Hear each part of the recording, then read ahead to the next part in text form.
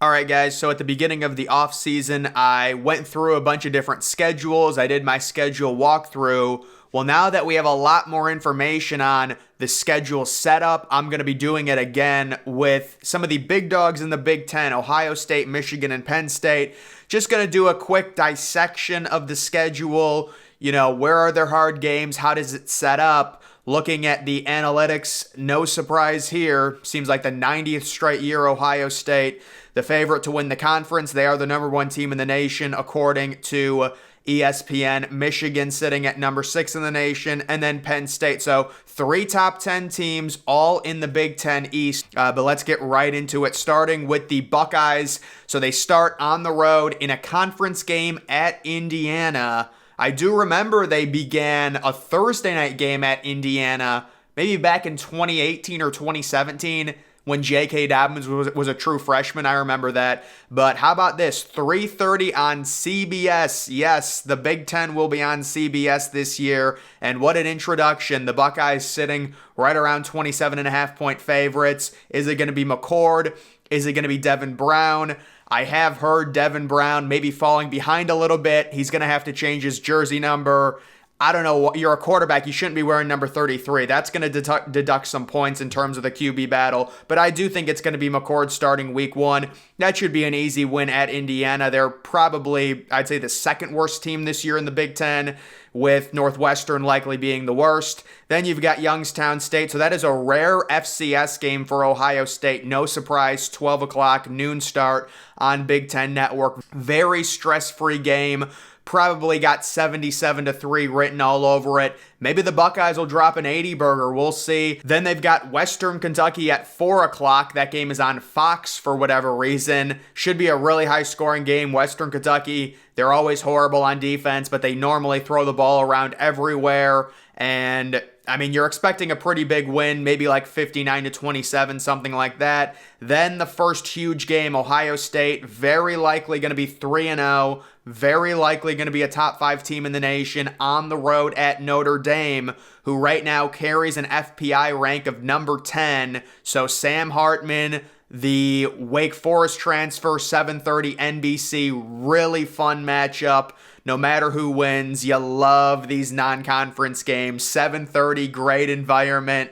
You love seeing it. And then Ohio State gets into the meat of their Big Ten play. Home game versus Maryland. If I had to predict a start time on that one, that's probably going to be a noon game. Honestly, maybe 3:30, but I would expect Ohio State to win that game easily. Maryland does have Tagovailoa returning. It's funny, I'm sure some people saw Tagovailoa, Tua's younger brother, saying that he was offered $1.5 million by an SEC team, and I fully believe him. That kid's pretty good. He has experience, and there are some desperate SEC teams, and the quarterback is the most important position.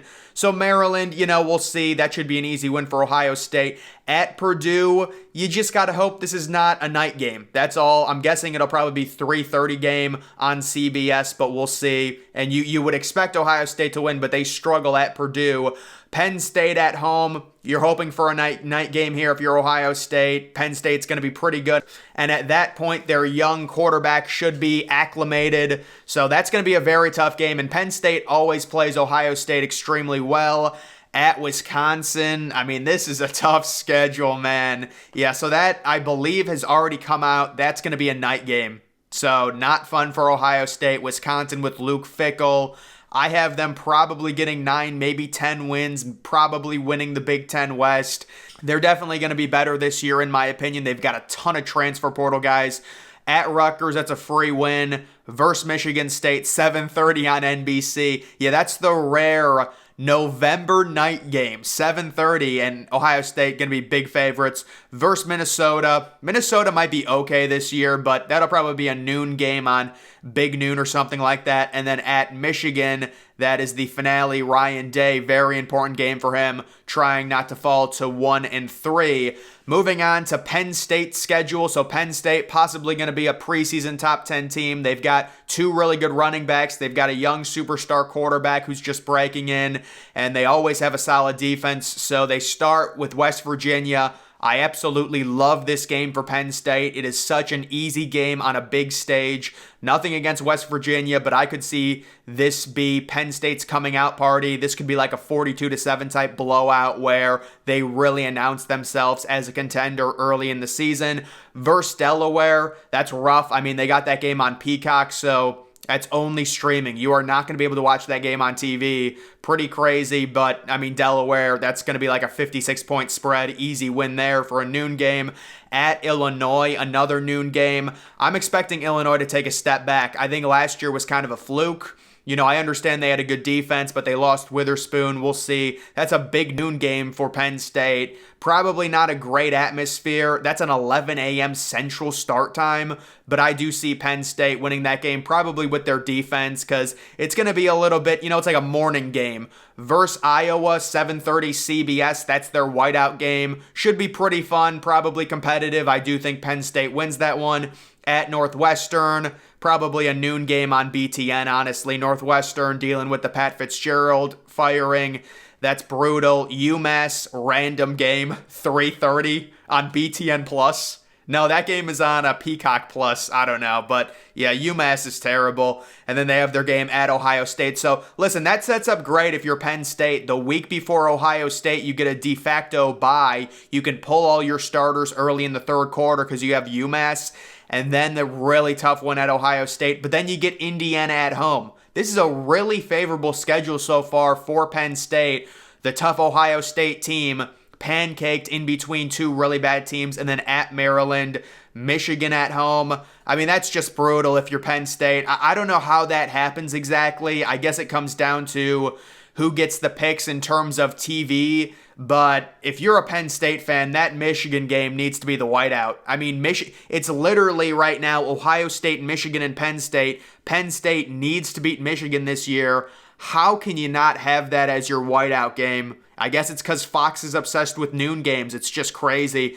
And then Rutgers at home, that's an easy win. And then they have that weird neutral site game at Ford Field against Michigan State at the end. That is on Black Friday night. Very, very strange there. But I do think this schedule for Penn State, it's a lot easier than Ohio State's schedule, the non-conference. There's no road game with Notre Dame. You get West Virginia at home. Delaware is an easy win. UMass is a very easy win. You know, you get Michigan at home. The at Ohio State is really the only tough thing. You get Iowa at home. This is a very, very favorable schedule. If I was a Penn State fan, it's tough, but I would kind of be expecting 10-2 here. I really would. And then moving on finally to Michigan, returning Blake Corum, returning Donovan Edwards, returning J.J. McCarthy, and Jim Harbaugh facing that 4-game suspension. But if you're Michigan, those first 4 games, wow. East Carolina at home. You know, East Carolina, I believe, was 8-5 last year, but I believe Michigan's sitting right now 35-point favorites in this one. That is exclusively on Peacock. So, dude, if I'm a Michigan fan, what are we doing here? I can't watch my team. Well, you can watch them, but it's just, I don't want to stream week 1. That's just terrible. Then UNLV at home. Very easy game. That's the 3:30 game on CBS. Why? Maybe they just couldn't find a better game. And then they've got Bowling Green, primetime 7:30 game on BTN. Beautiful. Great ratings. And then Rutgers at home. So that is Harbaugh's final game of the suspension. I wonder what's going to happen. Is he going to appeal that and get it down, like reduced to 2 games? Maybe, but should be 4 easy wins. At Nebraska is miserable. I would never want to go to Lincoln. It's just a brutal place to play. I think Michigan will win. They're more talented. They're better. But if that's a night game, it is miserable. At Minnesota, I'm not sure how Minnesota's schedule starts off, but Minnesota could be decent. They could only have 1 loss, be a top 25 team at this point. Could that be a night game? Or does that get the dreaded big noon treatment? Versus Indiana, that's an easy win. At Michigan State, that's always an annoying game if you're a Michigan fan, especially after what transpired last year. I mean, Michigan and Michigan State, that's one of the best rivalries right now. Even though Michigan State hasn't been good, I mean, those two teams genuinely hate each other. Genuinely hate. That's what makes it a good rivalry. And then they get Purdue at home. You would figure an easy win with it being at home. At Penn State is tough, but you gotta that's the same thing that happened to Ohio State last year. You go on the road to Penn State, but it's a big noon game. Yep, you like to see that if you're the opposing team. And then at Maryland, that's kind of an annoying game.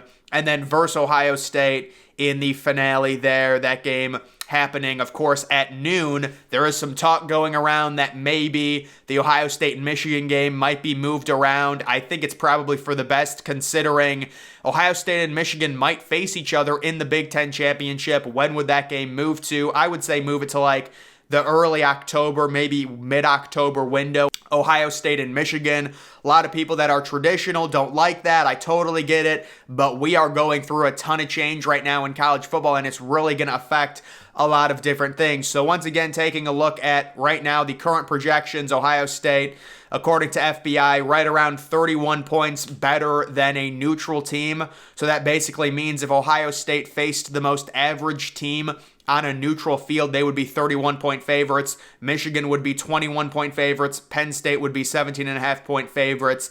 And then there you can see. How about Michigan State? So people will be shocked that Michigan State is that high. A lot of the FPI takes into account recruiting. So Michigan State's done a decent job. They're really not that good at recruiting, but they've been okay enough and also solid in the transfer portal to be considered a decent team at 31 in terms of FPI. Minnesota sitting at 33. And then there you can see Maryland down at 44. They are returning some talent. They're even in front of Illinois. So guys, that is going to do it for this video and the schedule breakdown of Ohio State, Penn State, and Michigan. Make sure you're following me on X. Link to that's always in the description.